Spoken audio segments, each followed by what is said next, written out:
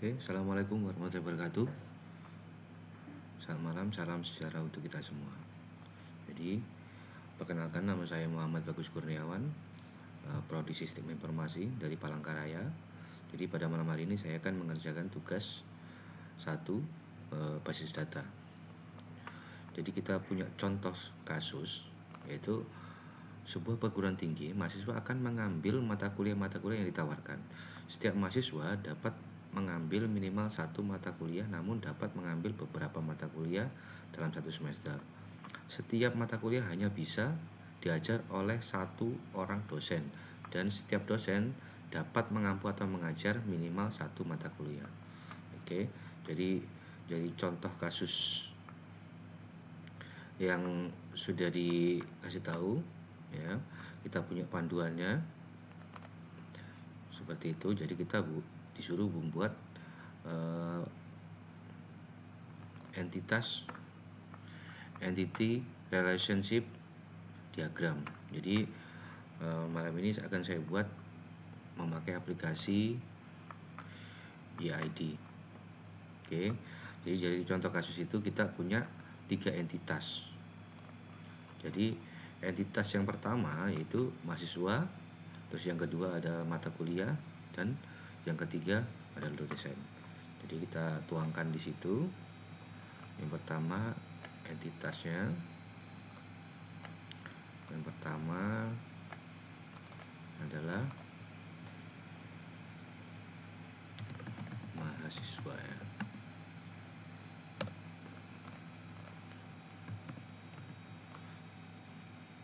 Terus yang kedua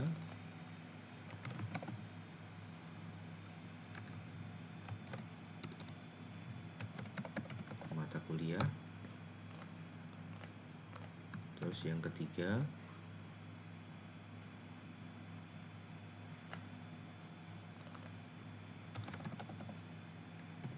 dosen. Jadi setelah kita menentukan entitasnya, yang kedua yaitu menentukan atribut. Jadi pada tahapan 2 yaitu menentukan atribut dari entity yang telah teridentifikasi pada tahap 1. Oke. Dalam kasus tidak dijelaskan atribut setiap entity secara rinci. Jika kasus tersebut menyebutkan secara rinci atribut yang terjadi, maka atribut tersebut harus dituliskan sesuai dengan penjelasan kasus. Namun jika kasus tersebut tidak menyebutkan, maka Anda dapat menentukan secara intuisi atau penalaran yang terjadi dalam kehidupan sehari-hari. Jadi dari entitas ya 3 itu, kita dari mahasiswa kita memiliki atribut yaitu nomor induk mahasiswa dan nama mahasiswa. Mata kuliah memiliki atributnya kode mata kuliah sama nama mata kuliah. Untuk dosen memiliki atribut nomor induk dosen dan nama dosen. Oke.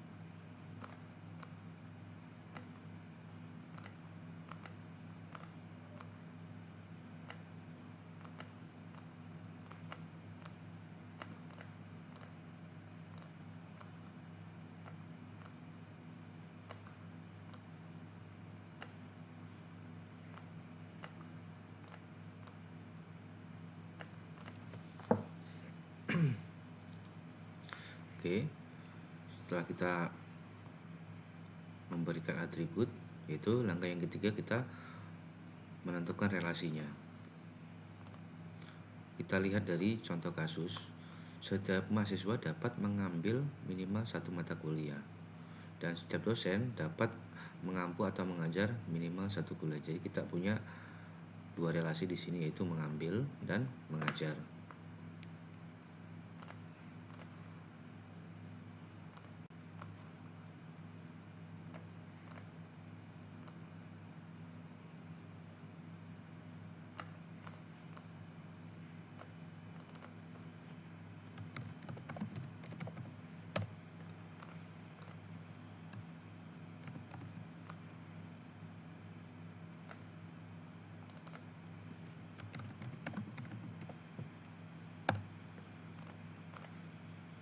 Oke, setelah kita menentukan relasinya, kita berikan derajat kardinal ya. Jadi setelah kita tentukan relasi, kita berikan derajat kardinal, yaitu kita dari sini setiap mahasiswa dapat mengambil minimal satu mata kuliah, namun dapat mengambil beberapa mata kuliah dalam satu semester. Nanti kita berikan derajat kardinalnya itu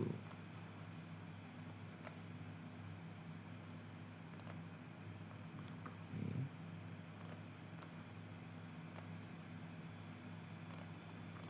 Oke.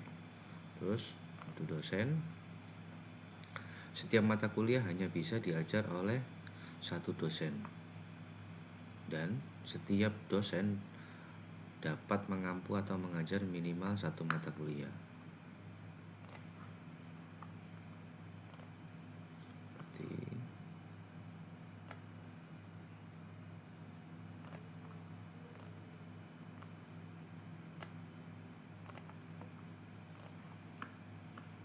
Oke, setelah kita memberikan derajat kardinalnya, yaitu langkah yang terakhir yaitu melengkapi himpunan entitas.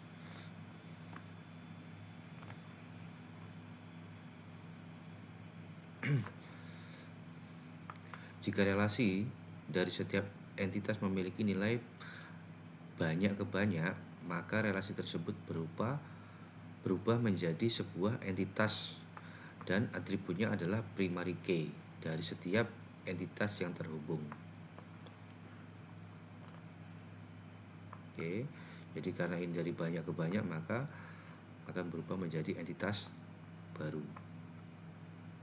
Nah, atributnya adalah primary key. Jadi kita tentukan primary key-nya untuk mahasiswa, yaitu nomor induk mahasiswa. Kita berikan garis bawah. Untuk mata kuliah kita primary key-nya ada di kode mata kuliah, dosen ada di nomor induk dosen. Oke, karena ada entitas baru ini kita hapus.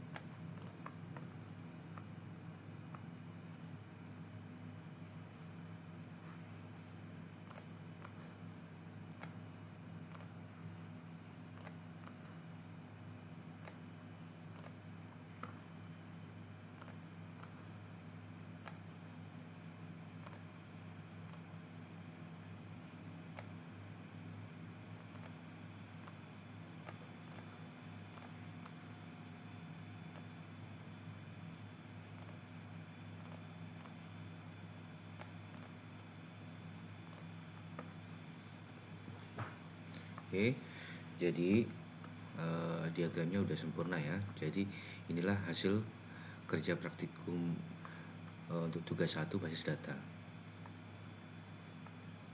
Jadi cukup sampai di sini. Itu yang bisa saya sampaikan pada malam hari ini. Jadi kalau ada kesalahan, saya mohon maaf yang sebesar-besarnya. Untuk kedepannya saya mohon bimbingannya agar bisa lebih baik lagi.